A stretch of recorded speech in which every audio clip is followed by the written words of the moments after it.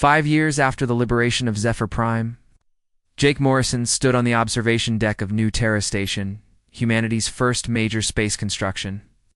Through the transparent aluminum windows, he could see dozens of ships from different human worlds docking at the massive facility. The Terran Republic had grown far beyond what anyone had imagined possible. The station buzzed with activity. Former slaves from 43 worlds now worked as engineers, doctors, diplomats, teachers. Children who had once faced execution for being unproductive were now learning about the stars and dreaming of exploring them. Jake. A familiar voice called behind him. He turned to see Lisa Carter approaching. Wearing the blue uniform of the Terran Medical Corps, her brother Danny, now 13 years old, walked beside her carrying a datapad filled with his school assignments. The boy had grown tall and confident, nothing like the frightened child who had once stood on an execution platform. "How are the negotiations going?" Lisa asked. Jake smiled and gestured toward the conference center where humanity's first major diplomatic summit was taking place. "Better than expected. The Altarian Federation wants to establish trade relations. The Centauri Collective is asking for medical assistance with a plague outbreak. And get this, 3 different species have requested human help with rebellion movements on their own worlds." Danny looked up from his datapad with interest. "Why do they want our help?" "We're still pretty new at this space politics thing. Because word has spread about what we did to the Zephyrians," Jake explained.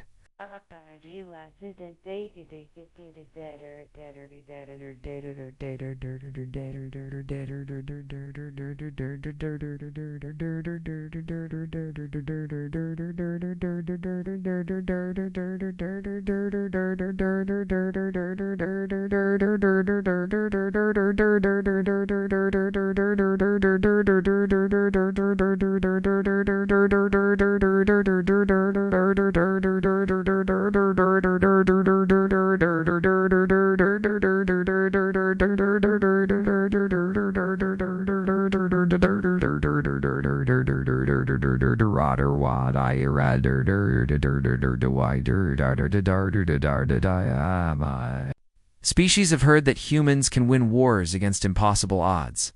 They want to learn our tactics. Lisa laughed softly. "If they only knew our great tactical secret was just refusing to give up when someone threatens our families." The 3 of them walked through the station's main corridor, past shops and restaurants run by humans from different worlds. The diversity was remarkable.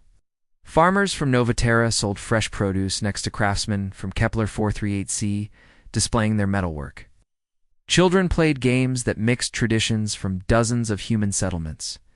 This was what the Zephyrians had tried to destroy: human culture, creativity, and community. Instead, their oppression had made these qualities stronger. They reached the conference center, where Admiral Steve Cooper was addressing a gathering of alien diplomats. The former slave had become humanity's most respected leader, known throughout the galaxy for his combination of military genius and moral integrity. "The Terran Republic extends friendship to all peaceful species," Steve was saying to the assembled delegates. "But we will not tolerate the oppression of any sentient beings. The galaxy has seen enough slavery and conquest."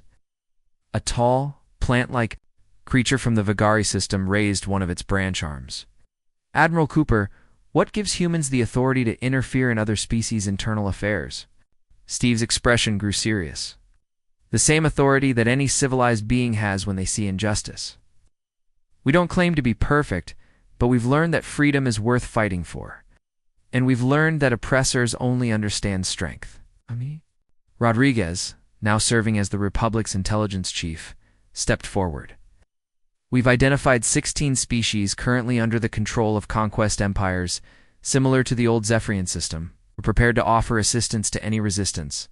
Movements in those regions." An insectoid delegate from the Hive worlds clicked its mandibles nervously. "The Draconian Empire has ruled our space for 800 years. They are too powerful to challenge." Colonel Nina Davis, who had become the Republic's military strategist, smiled. That's exactly what the Zephyrians thought about themselves. The problem with conquest empires is that they become dependent on fear. When someone shows they're not afraid, the whole system starts to fall apart. Jake watched the aliens absorbing this information. Many of them represented species that had been oppressed for generations, just like humanity had been. They were learning that resistance was possible, that conquerors could be defeated. But not everyone was pleased with humanity's growing influence. A transmission request came through the station's communication system. The main screen activated, showing the bridge of a massive battleship. The figure on screen was unmistakably Zephyrian, tall, crystalline, with multiple arms and glowing eyes. But this was not Supreme Commander Zekmor. This alien was younger. With darker crystal formations and more aggressive posture, humans of the Terran Republic, the alien spoke with barely controlled rage. I am War Commander Kethzar of the New Zephyrian Empire. We have watched your interference in galactic affairs with growing concern. Admiral Cooper stepped forward calmly. Commander Kethzar, I thought your people had learned to mind their own business after our last conversation. The old leadership was weak and corrupted by contact with inferior species, Kethzar snarled. The new empire has purged those elements. We do not recognize your authority or your so-called republic. That's your choice, Steve replied. If you threaten any human worlds or our allies, you'll discover that we've gotten much better at ship design since our last meeting. The alien commander leaned forward menacingly. You freed yourselves through trickery and luck, but you are still the same weak creatures we once ruled. We know your weaknesses, your emotions, your attachments to each other. Danny Carter, who had been listening quietly, suddenly spoke up. You still don't get it, do you? The entire conference room turned to look at the 13-year-old boy. Kethzar's eyes focused on him with surprise and disdain. A human youngling dares to speak to his Ephirian commander. Danny walked closer to the screen, his young face serious but unafraid. Do you think our emotions make us weak? But 5 years ago, you were going to kill me because I was too small to work in your mines. That made my sister sad. And when humans get sad about their families, they get angry. And when humans get angry, ... Double quotes. He smiled. Well, you saw what happened to your empire. The boy's simple words hit like a hammer blow. Kethzar's crystalline features shifted with uncomfortable memory. This was the child whose scheduled execution had started the rebellion that destroyed Zephyrian rule across 43 worlds. Lisa Carter put her arm around her brother's shoulders. Danny's right. You keep making the same mistake. Your CR. Love for each other is weakness. But it's actually our greatest strength. Jake Morrison stepped forward. Commander, you can try to rebuild your empire if you want. But you should know that every species you've ever oppressed has been watching our liberation war. They know it's possible to fight back now. They know that conquerors can be defeated. Marcus Johnson, now the Republic's chief engineer, added, his voice. And we've been sharing our technology with anyone who wants freedom. Your rigid thinking patterns make you predictable. But humans think creatively, and we teach that creativity to others. Captain Walsh, despite his age, still commanded respect as the Republic's senior military advisor. The galaxy has changed. Commander, the age of conquest empires is ending. Adapt or be left behind. War Commander Kethzar looked around the screen at the faces staring back at him, humans and aliens working together. Former slaves who had become leaders, 13-year-old boy who spoke to him without fear. This conversation is not finished, he said finally, and cut the transmission. The conference room was quiet for a moment. Then Admiral Cooper spoke calmly. Nina, increase patrols along our outer colonies. Eleni, Amy, monitors Zephyrian communications. If they're planning something, I want to know about it.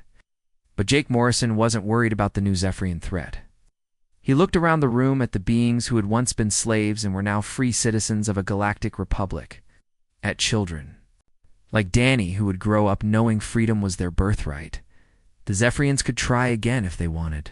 But they would find something very different than the helpless slaves they remembered. They would find a galaxy full of species who had learned that oppression could be resisted, that conquerors could be defeated, that the qualities tyrants mocked as weaknesses, love, loyalty, creativity, and hope were actually the forces that could topple empires. The slaves they had mocked had indeed become their final nightmare. Not through cruelty or conquest, but through the simple revolutionary idea that all beings deserve to be free. And that idea was spreading across the galaxy like wildfire, carried by every ship that left Terran space, every diplomat who attended their conferences, every refugee they helped to safety. The age of empires was ending. Age of freedom had begun. And it had all started with one small boy who smiled and waved from an execution platform, the humans who loved him too much to let him die. Admiral Steve Cooper floated in the command chair of the captured Zephyrian battleship Crystal Fang. 6 months ago, he had been slave number 23A in the mining colonies. Now he commanded a fleet of 12 stolen alien vessels, each one crewed by former slaves who had learned to operate technology their masters thought was beyond human understanding. The bridge around him buzzed with activity. Former farmers operated navigation systems. Ex-miners controlled weapon arrays. A teacher named Nina Davis served as his strategic officer, planning attacks with the same careful thought she had once used for lesson plans. Status report, Steve. Set into the communication system, Colonel Nina Davis looked up from her tactical display. All ships report ready for the final assault. The Terran Liberation Fleet is in position around Zephyr Prime. Steve could hardly believe those words. The Terran Liberation Fleet. 3 years ago, such a thing would have been impossible to imagine. Humans had been broken slaves, scattered across dozens of worlds with no hope of freedom. Ow. Now they surrounded the alien homeworld with ships they had captured and learned to fly. The transformation had been remarkable and terrifying to watch. Once humans gained access to Zephyrian technology, their creativity exploded into innovation the aliens could never predict. Marcus Johnson had reverse-engineered their weapon systems and improved them. Rodriguez had broken their communication codes and turned their own networks against them. Dr. Helen Torres had developed new compounds that made Zephyrian armor useless against human weapons. But it was the strategic thinking that had really shocked their former masters. Humans didn't fight like Zephyrians who used logical, predictable patterns. Human tactics were emotional, creative, and completely unpredictable. They used deception, misdirection, and psychology in ways the crystalline aliens couldn't understand. Admiral Dazan came a voice from the communication station. We're receiving a transmission from the planet's surface.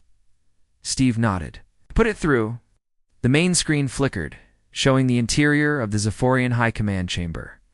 3 massive aliens sat on crystal thrones, their multiple eyes glowing with anger and fear.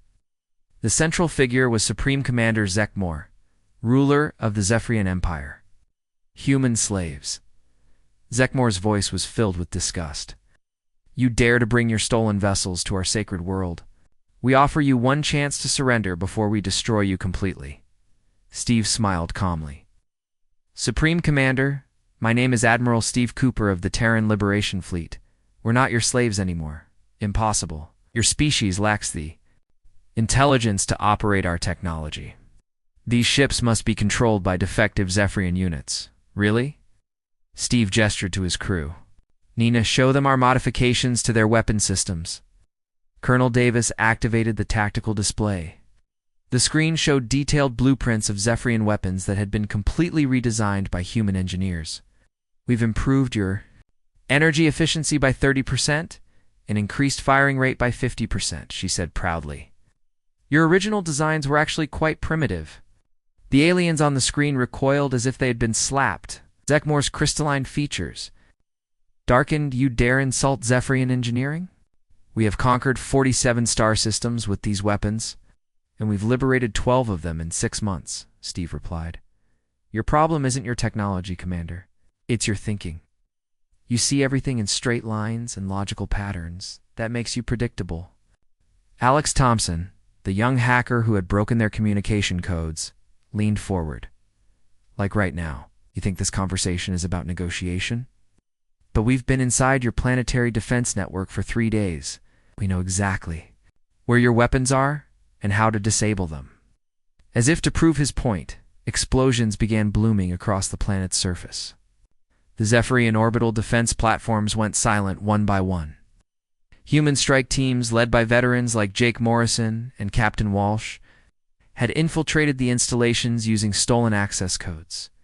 Supreme Commander Zekmor stood up from his throne, all four arms shaking with rage. "This is impossible. You are inferior beings. You served us for generations." Steve's expression hardened. "We served you because you threatened our children. You controlled us through fear and violence. But you made one critical mistake." "What mistake?" "You underestimated what humans will do when we have nothing left to lose." Steve leaned forward in his chair. "You called our emotions weaknesses. Our loyalty to each other. Our love for our families. But those emotions are what gave us the strength to fight back." On the tactical display, the battle for Zephyr Prime was progressing exactly as planned. Human ground forces, supported by airstrikes from captured ships, were systematically taking control of major cities. The aliens' rigid command structure was falling apart as communication networks failed and central coordination collapsed. But the real victory was happening in space around other worlds. Reports flooded in from across the former Zephyrian Empire. On Nova Terra, Kate Phillips had declared human independence and established a provisional government. On Kepler 438c, the industrial worlds were producing ships and weapons for the SD Liberation Fleet. Everywhere humans had been enslaved, they were now free. "Your empire is finished," Steve told the alien commander. "Every world with human populations has joined the rebellion. Your own technology is being used against you. Your slaves have become your conquerors." Zekmor's voice became desperate. "What do you want?" "Resources. Territory. You can negotiate terms." Steve looked around at his crew. These were people who had lost everything to alien oppression, had every right to demand revenge.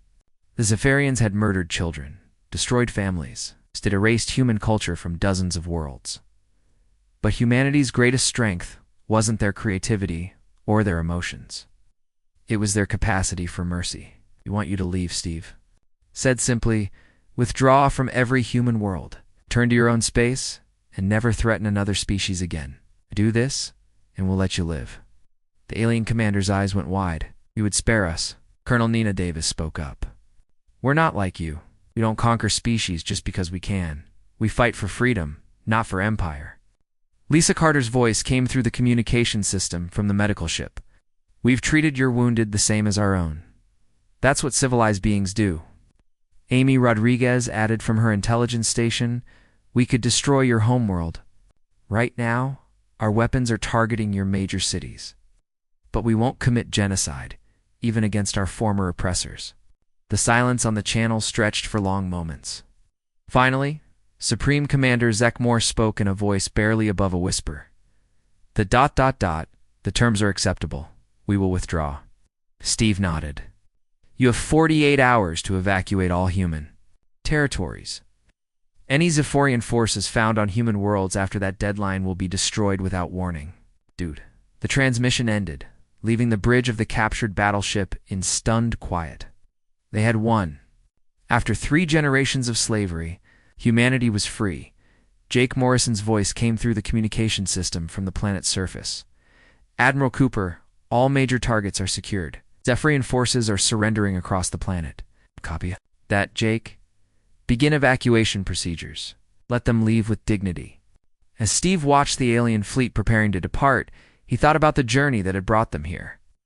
It had started with one small boy named Danny Carter, sentenced to death for being unproductive.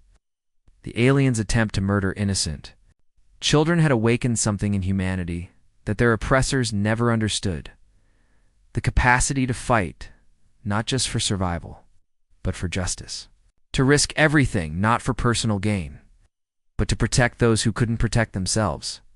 The Zephyrians had called them weak because they loved each other. They had mocked human emotions and dismissed human creativity as primitive instinct. They would never make that mistake again. 3 months after the rebellion began, Jake Morrison crouched in the shadows of an abandoned mining shaft. He held a device that Marcus Johnson had built from salvaged Zephyrian technology. The small machine could detect the sonic frequency. That made the alien guards' crystalline bodies vibrate painfully. Target acquired, whispered Amy Rodriguez through the stolen communication headset. She was watching from a hidden position near the main compound. 2 guards, moving toward Sector 4. Jake nodded to the 5 humans beside him. They were farmers and miners, not soldiers. But Captain Walsh had trained them well over the past months. They moved like a team now, each person knowing their job. The Zephyrian guards walked past the shaft entrance, completely unaware of the humans hiding below. They talked in their language about how the livestock had become troublesome lately. One guard complained that productivity was down 40% across all sectors. They had no idea how much trouble was really coming, Jake. Activated Marcus's sonic device. A high-pitched sound filled the air, too quiet for human ears, but devastating to Zephyrian hearing. The 2 guards stumbled, their crystalline bodies shaking uncontrollably. Before they could raise an alarm, the human team emerged from hiding. Tony, Mitchell, and 2 other workers used modified mining tools to disable the guards' weapons. Lisa Carter injected them with a sleeping drug she had developed from medical supplies. Within seconds, both aliens were unconscious. Strip them and take their equipment, Jake ordered quietly. Amy, any response from the compound? All clear. Guards aren't due to report for another hour. This was how the resistance worked now. Small teams hitting isolated targets, taking equipment and information, then disappearing into the tunnel networks. The Zephyrians still controlled the main facilities, but they were losing their grip on everything else. The real victory was happening on other worlds.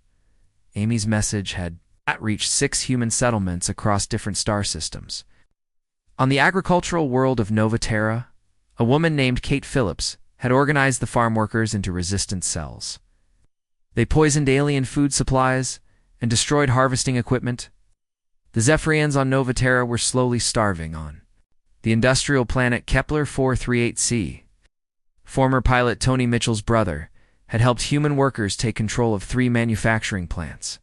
They were now building weapons and communication devices for the growing rebellion. Most importantly, Dr. Helen Torres on the research station Prometheus 7 had made a crucial discovery. She found that Zephyrian biology had a fatal weakness.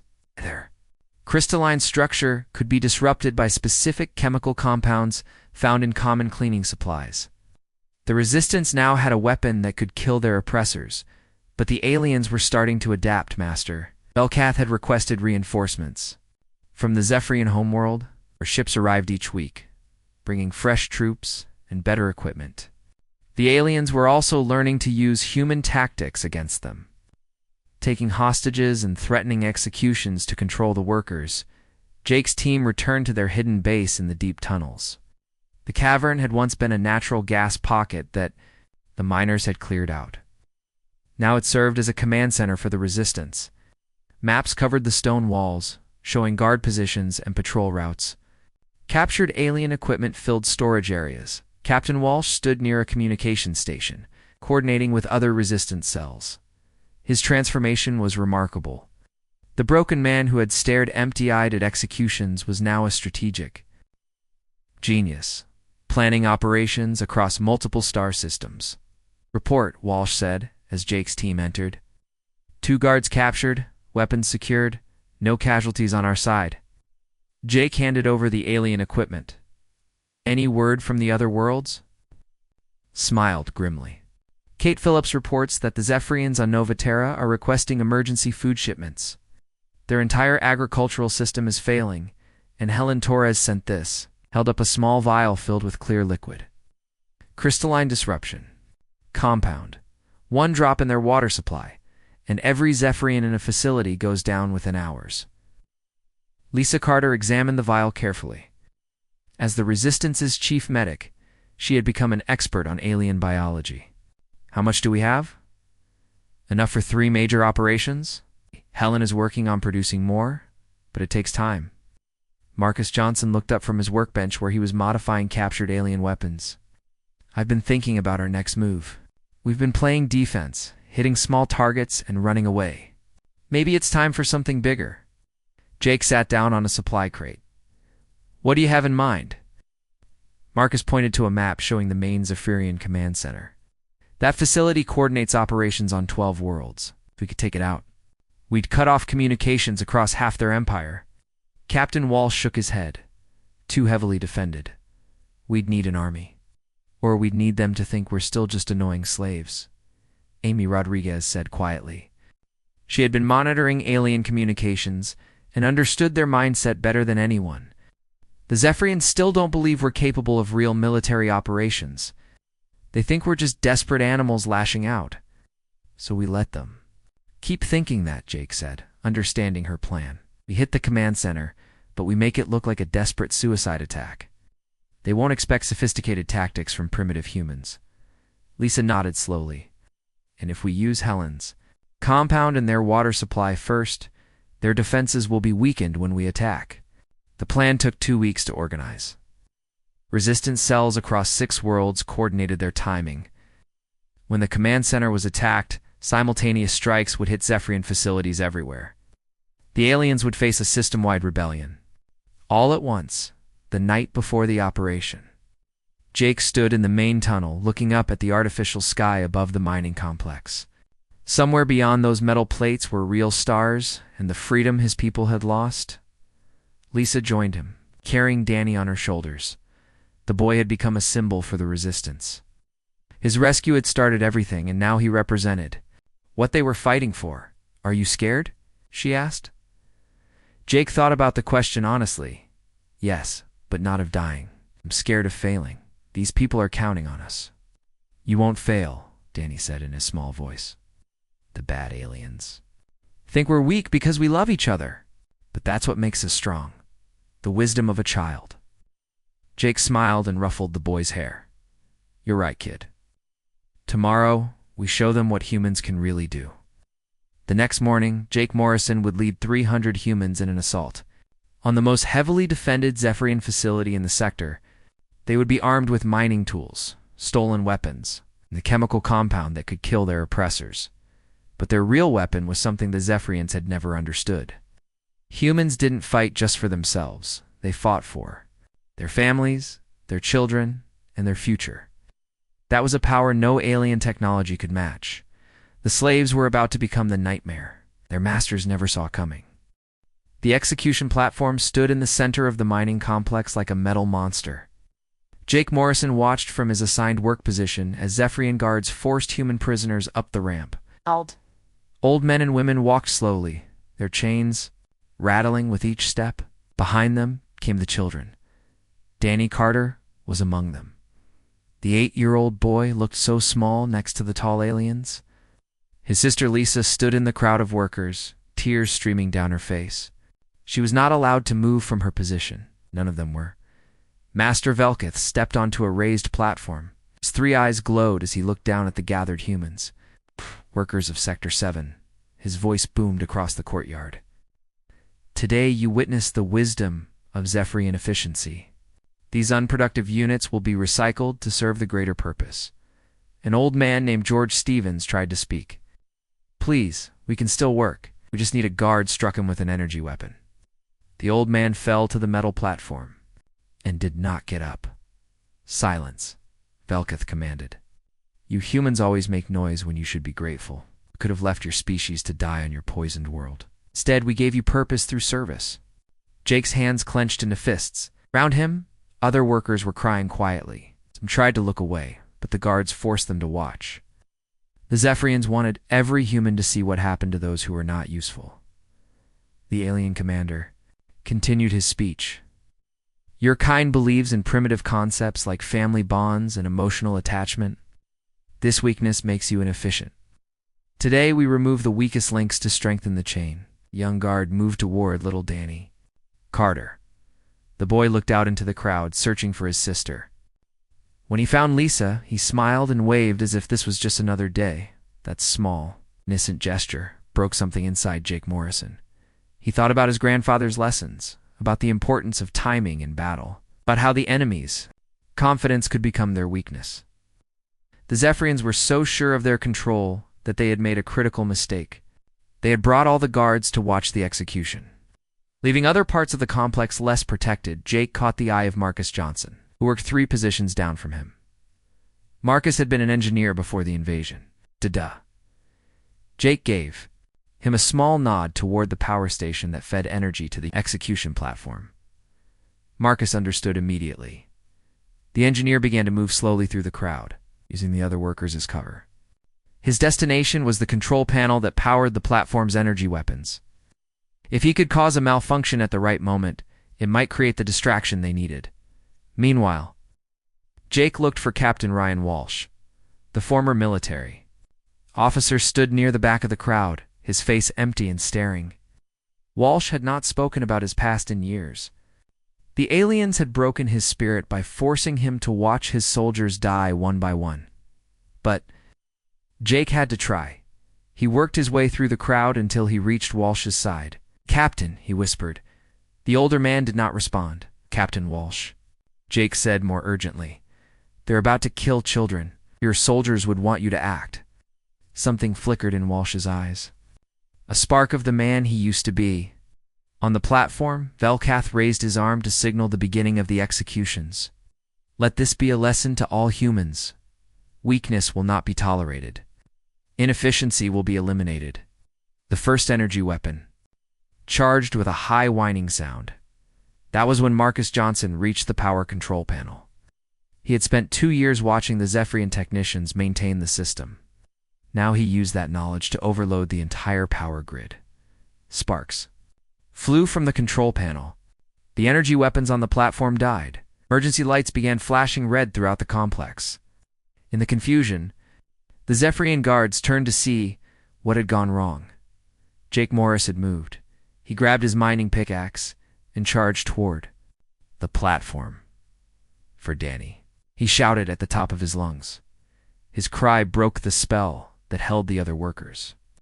Suddenly, 3,000 humans surged forward as one, had no weapons except their tools and their anger. But they had something the Zephyrians did not expect. They had nothing left to lose. "Captain." Walsh's training came flooding back. Years of military experience took over as he organized the charging workers into effective groups. "Left flank, take the guard towers," he commanded. "Center group, secure the children." Lisa Carter ran through the chaos toward her brother. Alien guards tried to stop her, but other humans blocked their path. A maintenance worker named Tony Mitchell swung his wrench at a guard's crystalline leg. The alien stumbled, and more humans swarmed over it. Amy Rodriguez, who worked in communications, had been secretly listening to Zephyrian radio chatter for months. She knew their emergency procedures. While the battle raged, she made her way to the communication center. If she could send a message to the other mining settlements, this rebellion could spread.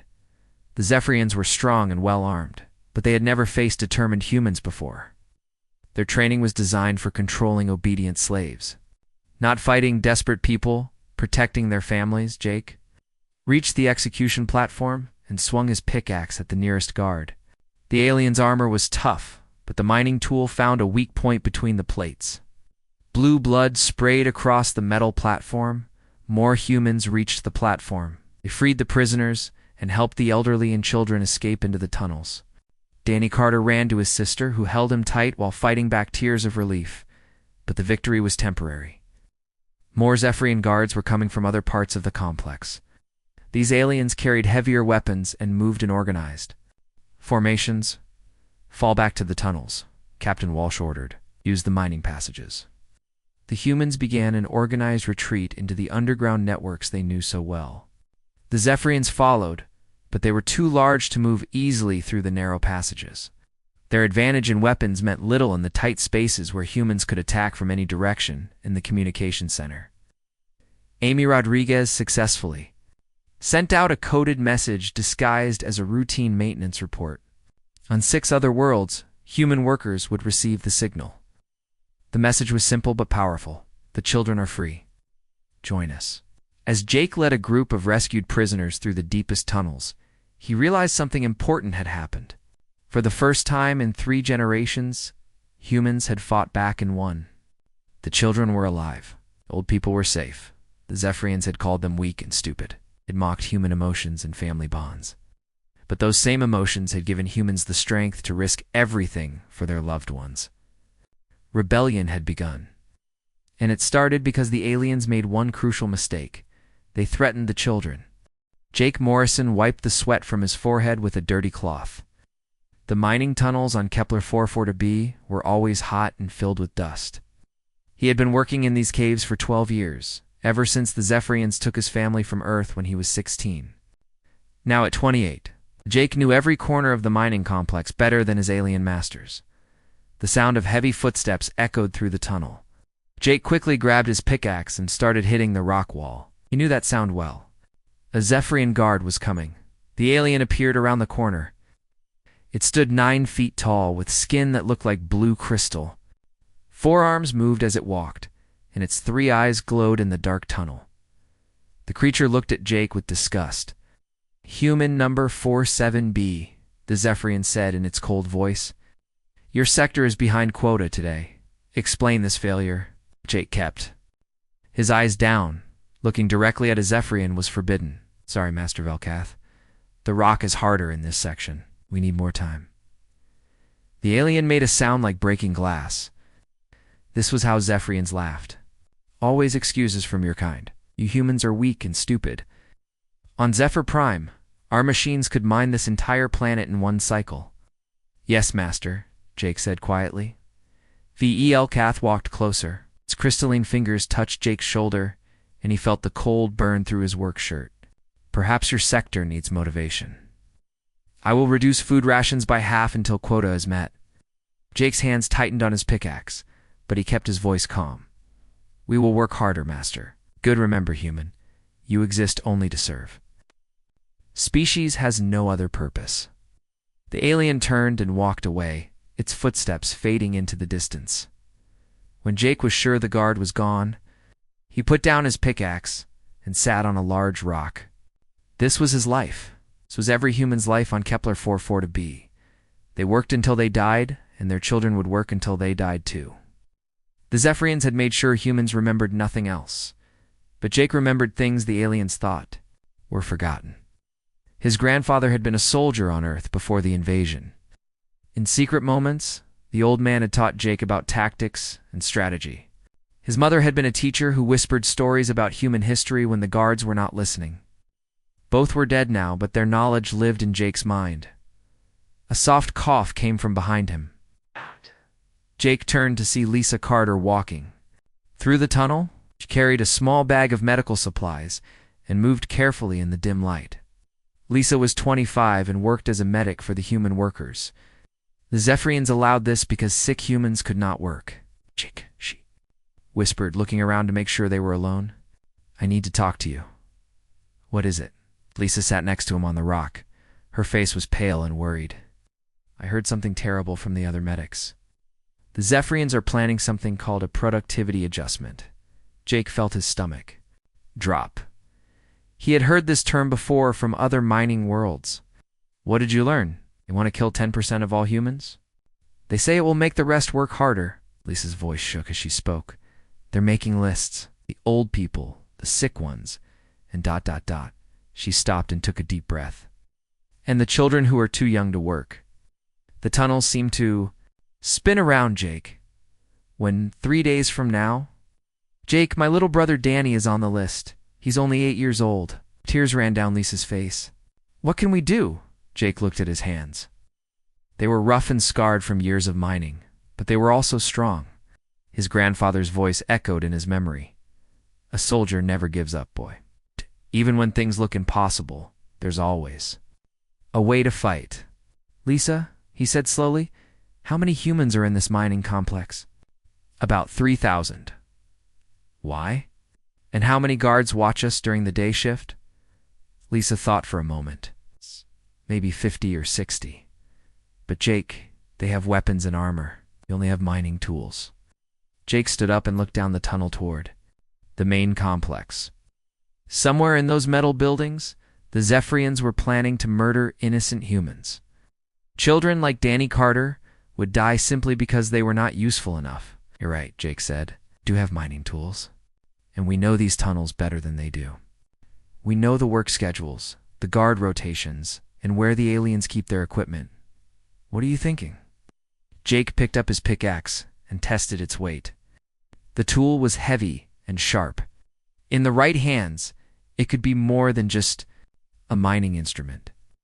I'm thinking that Captain Ryan Walsh needs to remember he was once a soldier. Lisa looked confused. Walsh, but he's been broken for years. Ever since they made him watch his unit die, he's just ... empty. Maybe he's been waiting for the right moment. Jake started walking toward the tunnel exit. Round up the workers you trust most. Tell them to meet in Tunnel 7 after the evening meal. And Lisa? Yes? Bring your medical supplies. We're going to need them. As they walked through the tunnels together, Jake's mind was already working. The Zephyrians thought humans were weak because they cared about each other. The aliens saw emotion as a flaw in cooperation, as simple pact behavior. You're about to learn how wrong they were. The first rule his grandfather had taught him was simple. Know your enemy's weaknesses. The Zephyrians were strong, but they were also proud. They never imagined that their slaves might be planning anything more complicated than begging for mercy. That night, in the deep darkness of Tunnel 7, Jake would begin to teach other humans what his grandfather had taught him. They would learn that sometimes the only way to survive was to fight back. The aliens wanted to kill their children. Humans were about to show them what a terrible mistake that was. Jake Morrison had spent 12 years being a slave. Starting tomorrow, he would remember how to be a soldier.